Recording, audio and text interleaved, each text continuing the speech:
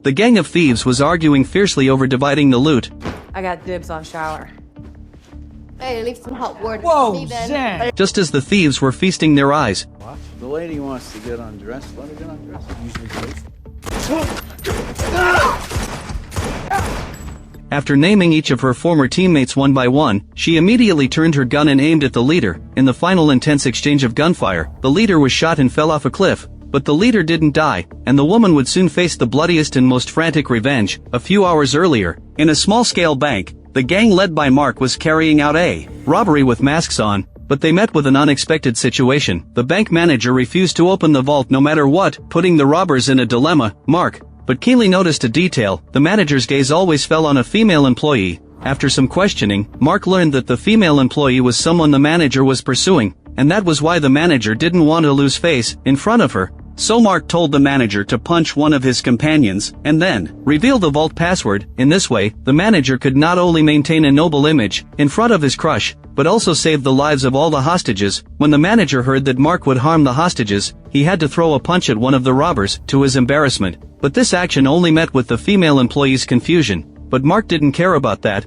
His goal had been achieved anyway. At the same time, a car pulled up at the bank's back door, driven by one of the bank's employees. He knew he would have to pay a parking fee if he parked at the front door, so he planned to get into the bank through the back door. But as soon as he parked, he saw two unfamiliar cars parked at the back door. The man immediately became alert and walked quickly forward to check the situation. As soon as he pushed the door open, he heard the voices of Mark's gang. The man was instantly at a loss. He ran back to his car in a panic and told his wife and daughter that the bank was being robbed. Upon hearing this, his wife immediately took out her phone to call the police, but was stopped by her husband, who had calmed down. Unexpectedly, the man thought this was a once-in-a-lifetime opportunity. He took a pistol out of the car and planned to wait at the back door to rob the robbers. This way, it would be justifiable, and he could make a fortune in the process. I told you, I never even had to pull my gun. The man immediately stepped forward, grabbed the stolen money, got back in his car, and stepped on the gas. Mark certainly wouldn't let him escape easily. He chased after the car while firing his gun. But this was the first time the man had ever robbed robbers. In his panic, he drove recklessly, crashing through the fence of a racecourse, and rushing into the middle of an ongoing horse race. The racehorses kept slamming into the car. With his wife's reminder, the man sharply turned the steering wheel, trying to get out of there, but Mark clung to him relentlessly. In the chaos, a frightened horse suddenly crashed into the man's car, causing the vehicle to lose control and hit the guardrail by the side of the road. The man still tried to put up a last-ditch resistance.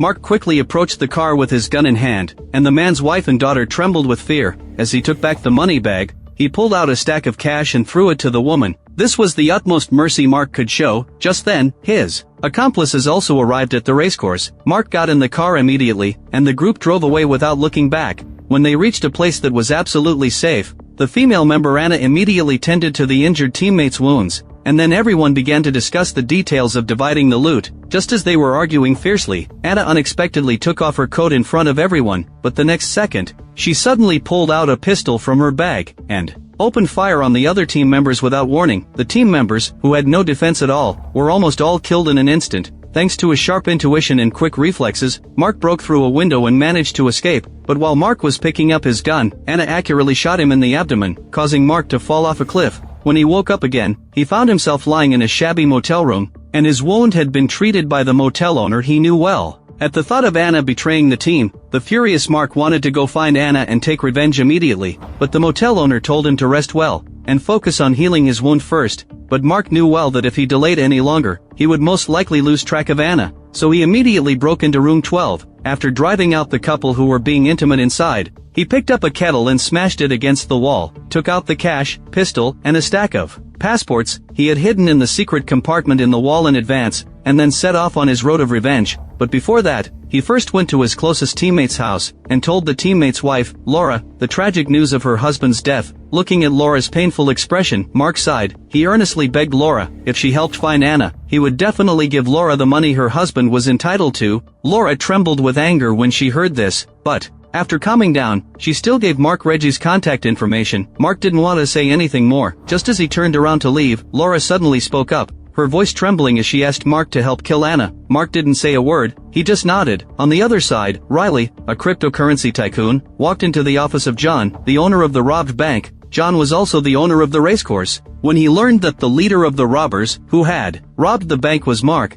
his expression became solemn in an instant. He had already crossed paths with Mark 3 years ago, and John knew well that Mark was a very difficult opponent, so he planned to deal with it personally. Riley quickly told John to relax, suggesting that maybe Mark's robbing the bank and disrupting the horse race wasn't deliberately targeting John, but just an accidental incident. John thought for a moment and felt that Riley had a point, but he still didn't let his guard down, so he told Riley to send someone to follow Mark and find out what he really wanted to do. At the same time, Mark called his old friend Charlie, asking Charlie, who was well informed, to help investigate Reggie. Soon, Mark got Reggie's file. He took action immediately, disguising himself as Reggie's driver and waiting in the car to ambush him. This trick worked. Mark held up a gun, trying to extract information from Reggie, but Reggie was full of lies. But it was really you asking, right?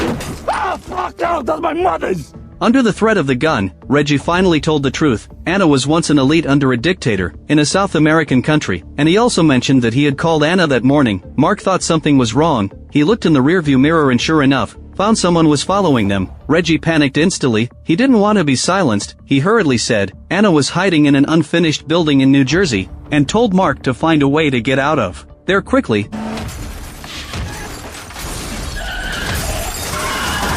The next second, 7 or 8 commercial vehicles surrounded Reggie's car. Immediately after, a group of fully armed men with South American accents got out of the cars and approached Reggie's vehicle in a search formation. Mark remained calm in the face of danger, pretending to faint, and took the initiative to attack when the enemies were off guard. The other enemies reacted immediately and fired wildly at the car. Reggie inside the car had no time to react, and was shot full of holes on the spot. At this point, Mark suddenly remembered Reggie's driver, whom he had knocked unconscious. This driver was actually Reggie's bodyguard too. After Mark let him out of the trunk, he pulled out a gun and fired. As he didn't know the specific situation, this quickly attracted the enemy's attention. Mark took the opportunity to shoot the enemies one by one. In the end, the driver was killed, and Mark grabbed the only surviving enemy on the scene and left in a car. He threatened the enemy to tell him the exact location of the unfinished building. Meanwhile, inside the building, Anna was discussing cooperation with a man named Boss. Just as they were arguing, Mark suddenly jumped out from the side with a gun in hand, startling Anna, but she quickly calmed down and admitted that she had spent all the money she had robbed. Boss hurriedly tried to calm Mark down.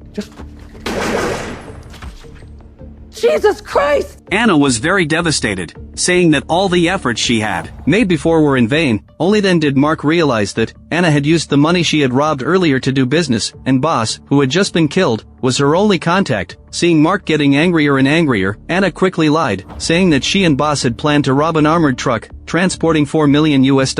But Mark saw through her lie at a glance. Anna immediately changed her story, but this lie was exposed by Mark again. Seeing that she could no longer muddle through, Anna had to tell the whole truth. We're gonna rob an entire country. It turned out that 4 months ago, someone discovered a Spanish sunken ship named Lady Inetro in the waters off Anna's home country. This sunken ship was a masterpiece of 15th century Spain, with an astonishing value. The gold, diamonds inlaid on it, and the archaeological significance of the ship itself were enough to surpass the country's annual GDP. Anna roughly estimated that the sunken ship could bring in $1 billion in wealth. Anna's team originally wanted to use this money to save countless compatriots suffering from poverty and hunger, but David, the country's authoritarian president, was insatiably greedy and planned to take this wealth for himself. He planned to transport the treasure from the sunken ship to the U.S., display it at the United Nations to demonstrate national glory, and then find an opportunity to steal the treasure. In this way, David could play the role of a victim and take all the money without attracting attention. And the mission of Anna's team was to retrieve this treasure, which rightfully belonged to the people, before the president could get his hands on it. Mark was skeptical after hearing this. Although he didn't care about the fate of Anna's compatriots, the stunning value of the sunken ship's treasure still tempted him. What neither he nor Anna knew was that John had also set his sights on this batch of treasure. He had even contacted buyers of all sizes, and was ready to sell the $500 million figurehead to the richest man in the U.S. Riley chimed in from the side. John asked him to report on the progress of the investigation, and Riley said weakly that his informant Boss had originally made contact with Laura, but had suddenly lost contact in the past few days. John flew into a rage immediately, and told Riley to find out what was going on, otherwise, he didn't need to come back. At the same time, Mark took Charlie to the location of Anna's organization. Anna introduced them to Tom, the leader of the organization, for it was Tom who had instructed Anna to betray the team. The atmosphere was tense as soon as they met. Anna hurried to mediate between them, and only then did Tom calm down and start introducing information about the Spanish sunken ship to Charlie. Mark, but had little patience. He proposed that after the mission was completed, he and Charlie would take 30% of the total revenue. Tom originally wanted to refuse, but on second thought, time was running out. He needed Mark and Charlie's help, so he agreed. He also showed them the organization's masterpiece, a fake replica of the figurehead. Tom said that, as long as they swapped the fake figurehead with the original one, they could cover up their theft. Mark, but said it wasn't necessary to go to such trouble. Swapping the figurehead at the United Nations would be too difficult. They just needed to wait for David to steal the original figurehead first, then swap it. I see.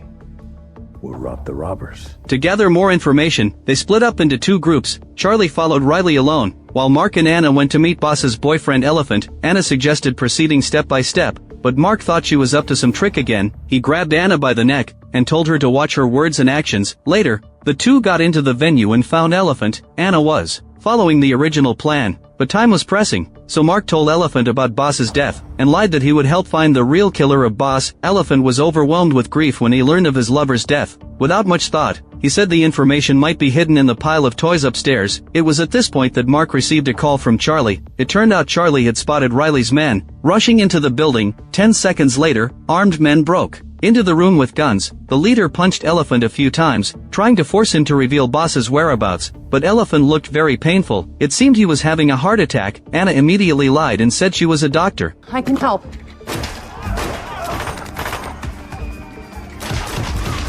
The scene immediately descended into chaos. After dealing with Riley's men, Anna immediately performed CPR on Elephant, while Mark rushed to the second floor and found the pile of toys Elephant had mentioned. Faced with the mountain of toys, he had to unpack them one by one to search for clues. Just then, Charlie called again to warn Mark the police would arrive at the scene soon, and Riley was also on his way upstairs. Mark must not let Riley see his face. After hearing this, Mark hung up the phone immediately and sped up the process of unpacking the plush toys. Luckily, he found the key information in one of the toys, but the next second Riley suddenly burst in, and the two immediately grappled with each other. Although Riley seemed weak on the surface, he was actually quite good at fighting, but he was still far inferior to Mark. In the end, Mark threw him out of the window, and he fell onto a police car. Riley struggled to get up, and ran back to John's company with all his strength.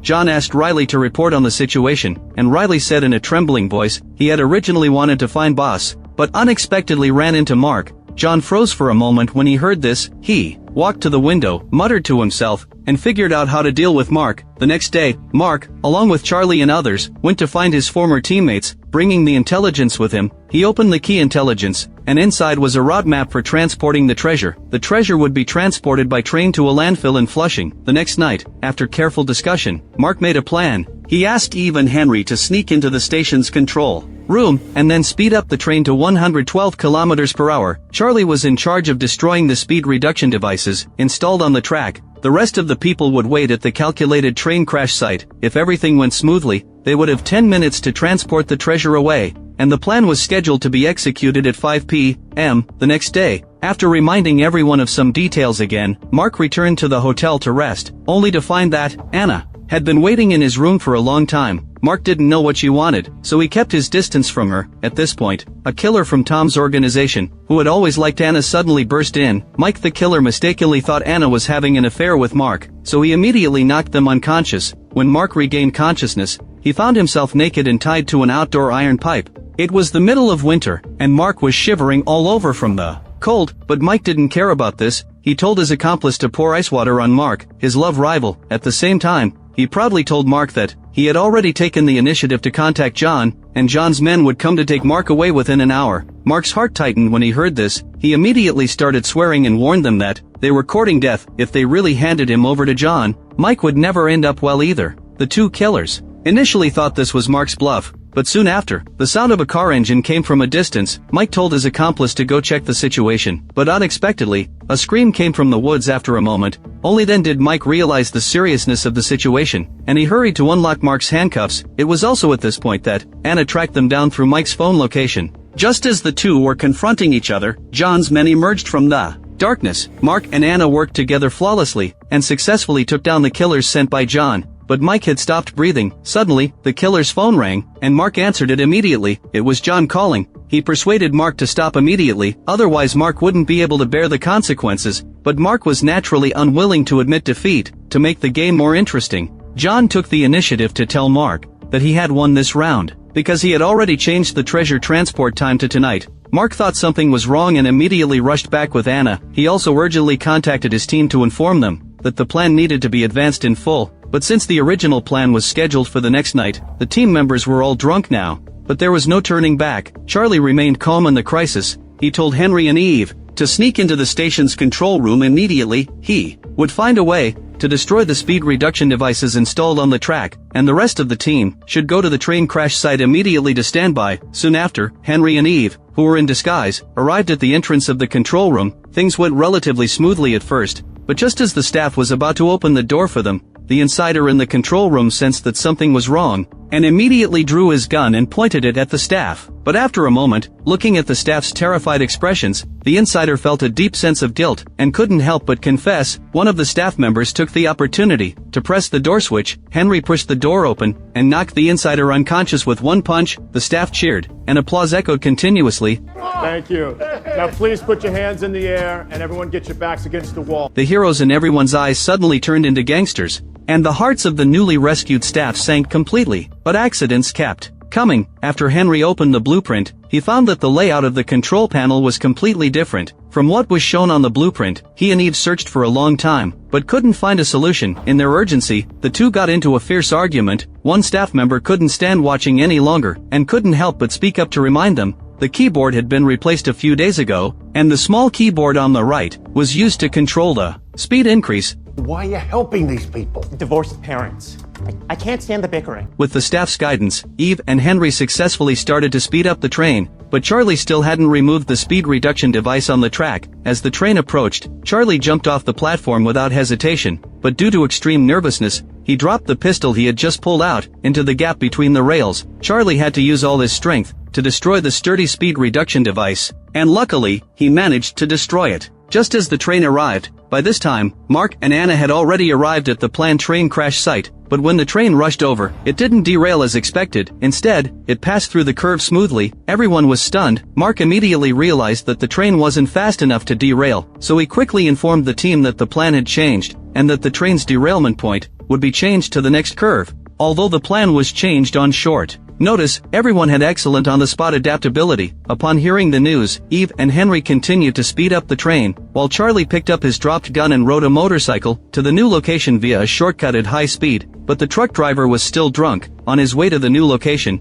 he knocked Charlie unconscious, and before he could recover, he crashed into a height-limiting steel pole. This series of incidents immediately attracted the attention of the nearby police. By this point, Mark couldn't worry about anything else. He called out to Charlie anxiously. In the nick of time, Charlie woke up successfully, and fired several precise shots at the speed reduction device. Sparks flew, and the device was successfully destroyed at the last minute. The train entered the next curve, but it was only then that Mark realized this curve was located on an elevated bridge. Amid a harsh screeching sound, the train lost control and rushed off the track, and its huge body tumbled down from the bridge. Anna reacted quickly and reversed the car to escape immediately. Charlie, who was on the motorcycle, was even almost hit by the falling train car. He narrowly escaped by luck.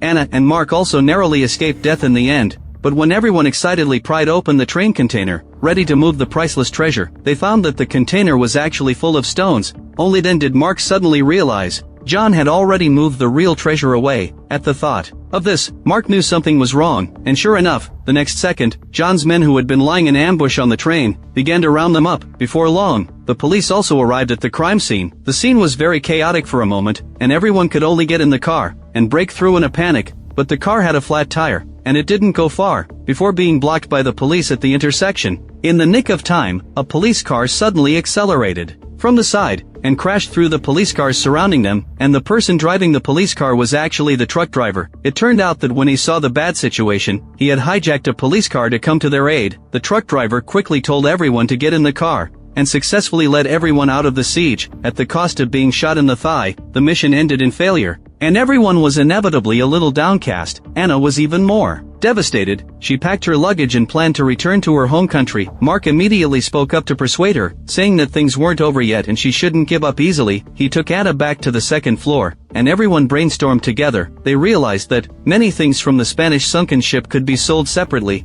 but the figurehead had very high archaeological value and couldn't be split. After some discussion, they decided to first find out who the buyer of the figurehead was, and the injured Riley should know who the buyer was. At this point, Riley was receiving treatment in a hospital ward, and his girlfriend stayed by his bedside without leaving. In the evening, Riley's man suddenly found that many people had gathered downstairs of the ward. After investigating, he learned that someone was standing by the edge of the rooftop crying. Riley immediately told his man to go up and stop this lunatic, but he didn't. Expect this to be a trap set by Mark. Hiding behind the rooftop door, Mark knocked the man unconscious, threw him down the building with Charlie, then put on the pre-prepared police uniforms. Under the pretext of a routine investigation, they easily broke into Riley's ward.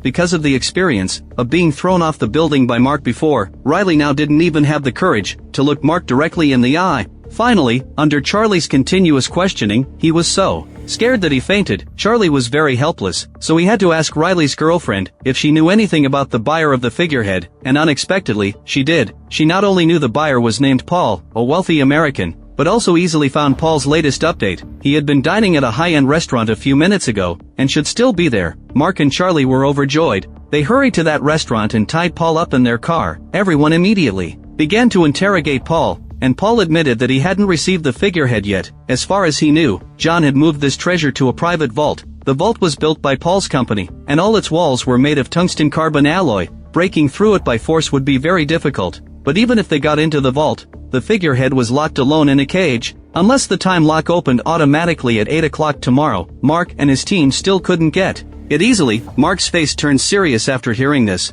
but giving up easily wasn't his style. After going back to their base, Mark made a detailed plan. He asked the truck driver to stay and guard Paul, while he and the others started acting immediately. Anna pretended to be a passerby out for a night run, and Charlie pretended to bump into her. The two successfully tricked the guards and sneaked into the vault. Meanwhile, the truck driver was talking non-stop to Paul, annoying Paul so much that he rolled his eyes. The driver didn't take the task of guarding Paul seriously at all. He even got drunk in the end, and fell asleep snoring on the sofa. Paul immediately untied the ropes binding him, and escaped from the base. He stopped a car, borrowed the owner's phone, and told John the news that Mark was going to steal the figurehead. After learning this, John immediately led his men to the vault. He kept urging his men to speed up along the way, while his men comforted him that no one could easily break through the vault door made of tungsten carbon alloy. But when John and his men arrived at the vault, they were shocked by the scene in front of them. Not only was the vault door blown up, but the cage was also damaged, and the figurehead inside was long gone. Just as John was at a loss, the sound of an engine suddenly came from outside the vault. He hurried out and happened to see the truck,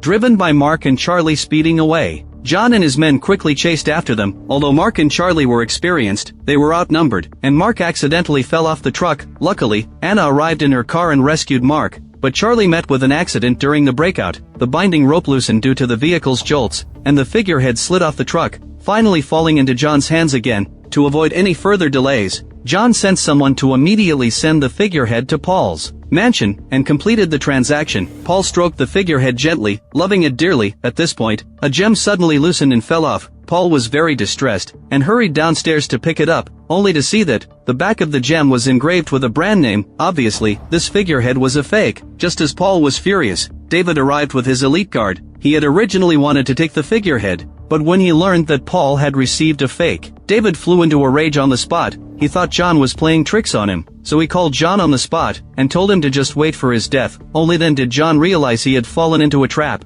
and he hurried back with his men. It turned out that all of this was Mark's plan. The truck driver had faked being drunk, and Mark had deliberately left the vault with the fake figurehead, all to lure John into the trap. By this time, Mark and his team had already finished the Blasting, the time was exactly 8 o'clock, and the cage's time lock opened on schedule. Everyone hurried to prepare for transporting the real figurehead. At this point, John went back with a large group of men. He threatened Mark to drop his gun, and proudly declared that he was the final winner. But Mark slowly held up the detonator in his hand. He told John that he had placed explosives on the figurehead. If John dared to shoot, he would press the button without hesitation. Just then, fierce gunfire broke out outside the house. John thought it was his men massacring Mark's team, but Mark told him not to jump to conclusions. It was David's elite guard massacring John's men. But John still refused to give up. He believed that as long as he got the figurehead, he could turn the tide. But Mark knew him too well.